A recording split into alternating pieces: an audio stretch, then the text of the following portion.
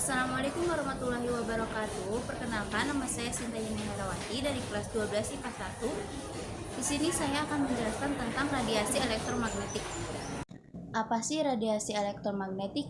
Radiasi elektromagnetik adalah kombinasi medan listrik dan medan magnet yang berosilasi dan merambat lewat ruang dan membawa energi dari satu tempat ke tempat yang lain.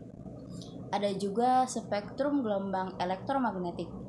Spektrum elektromagnetik adalah rentang radiasi elektromagnetik yang menunjukkan berbagai jenis gelombang elektromagnetik sesuai frekuensi dan panjang gelombangnya. Ada juga pembagian gelombang elektromagnetik berdasarkan panjang gelombangnya atau frekuensinya. Panjang gelombang terpanjang dimulai dari gelombang radio, mikro, infrared, cahaya tampak dari merah hingga ungu, ultraviolet, sinar X, hingga sinar gamma, dengan panjang gelombang yang semakin pendek. Sebaliknya, frekuensi meningkat seiring berkurangnya panjang gelombang. Ada juga sumber-sumber radiasi elektromagnetik. Yang pertama ada bintang dan matahari. Matahari adalah sumber utama radiasi elektromagnetik yang menghasilkan spektrum penuh mulai dari gelombang radio hingga sinar gamma. Cahaya matahari atau radiasi matahari mencakup sebagian besar spektrum elektromagnetik yang mencapai bumi. Yang kedua ada benda pemanas. Benda-benda yang dipanaskan menghasilkan radiasi elektromagnetik. Contohnya termasuk tungku, kompor, atau bahkan tubuh manusia. Radiasi ini sering termasuk dalam spektrum inframerah. Yang ketiga ada peralatan elektronik. Elektronik seperti televisi, radio, pemancar mikro, dan perangkat komunikasi nirkabel menghasilkan gelombang radio dan mikro. Ponsel, wifi, dan perangkat komunikasi lainnya juga merupakan sumber radiasi elektromagnetik. Yang keempat ada sumber buatan lainnya. Pemancar radar, oven, microwave, dan peralatan lainnya yang menggunakan teknologi elektromagnetik dapat menjadi sumber radiasi dalam berbagai spektrum. Isotop radioaktif. Bahan radioaktif menghasilkan radiasi elektromagnetik sebagai hasil dari peluruhan radioaktif. Ini termasuk sinar X dan sinar gamma yang digunakan dalam bidang kedokteran dan penelitian. Yang keenam ada lampu dan penerangan. Lampu pijar atau lampu neon menghasilkan cahaya yang merupakan bentuk radiasi elektromagnetik dalam spektrum cahaya tampak. Ada 3 contoh pemanfaatan radiasi gelombang elektromagnetik dalam kehidupan sehari-hari.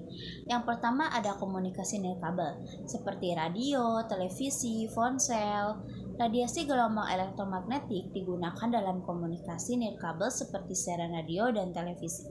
Sinyal radio dan televisi disiarkan melalui gelombang elektromagnetik untuk diterima oleh perangkat penerima di rumah kita.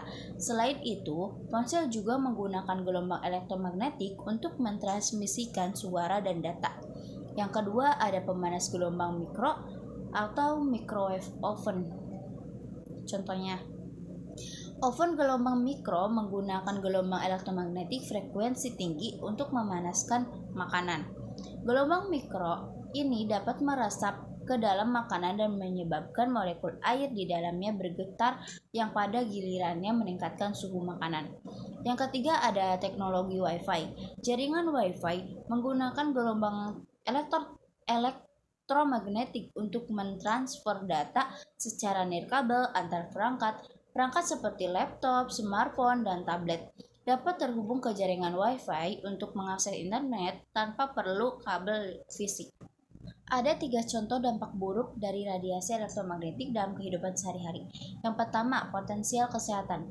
Beberapa penelitian telah menginvestigasi potensi dampak kesehatan dari paparan radiasi elektromagnetik, terutama dari perangkat nirkabel seperti ponsel dan jaringan Wi-Fi. Meskipun hasil penelitian belum sepenuhnya konsisten dan keprihatinan terkait potensi dampak pada kesehatan manusia seperti gangguan tidur, sakit kepala, dan masalah kesehatan lainnya. Yang kedua ada interferensi elektronik.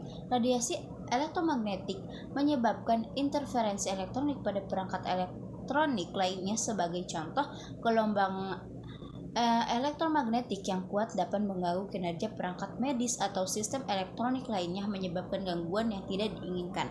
Yang ketiga ada ketidakamanan informasi. Paparan radiasi elektromagnetik dapat menjadi potensi risiko keamanan informasi. Beberapa metode pemantauan nirkabel atau perekaman dapat menggunakan teknologi yang memanfaatkan radiasi elektromagnetik untuk mengakses atau mencuri data, menimbulkan risiko keamanan informasi dan privasi.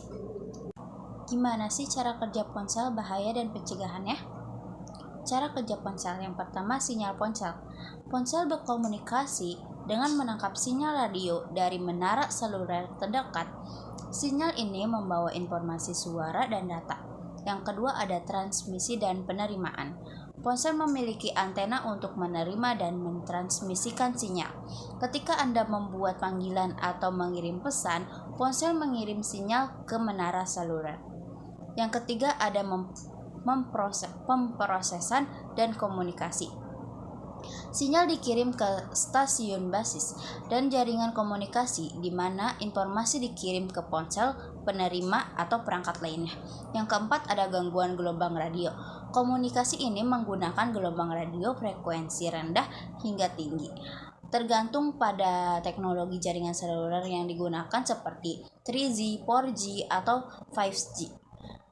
Ada juga potensi bahaya ponsel. Yang pertama, radiasi elektromagnetik. Ponsel menghasilkan radiasi elektromagnetik, terutama saat melakukan panggilan atau menggunakan data. Meskipun penelitian masih berlangsung, beberapa studi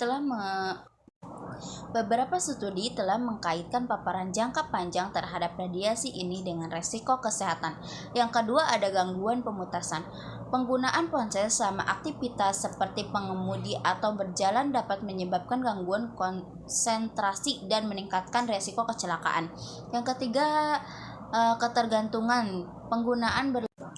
Ponsel dapat menyebabkan ketergantungan, gangguan tidur, dan masalah kesehatan mental. Ada juga pencegahan bahaya ponsel. Yang pertama, gunakan dengan bijak. Batasi waktu penggunaan ponsel dan hindari penggunaan berlebihan, terutama sebelum tidur.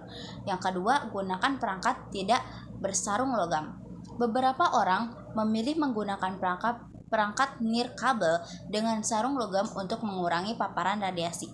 Yang ketiga, gunakan mode pesawat. Aktifkan mode pesawat saat tidak menggunakan fungsi nirkabel, seperti saat tidur atau dalam situasi tertentu. Yang keempat, periksa tingkat sinyal di tempat dengan sinyal yang lemah. Ponsel dapat meningkatkan daya transmisi hingga hindari penggunaan yang berlebihan di area. Yang kelima, ikuti pedoman penggunaan. Ikuti panduan penggunaan ponsel dan perangkat nirkabel untuk memastikan penggunaan yang aman dan efisien.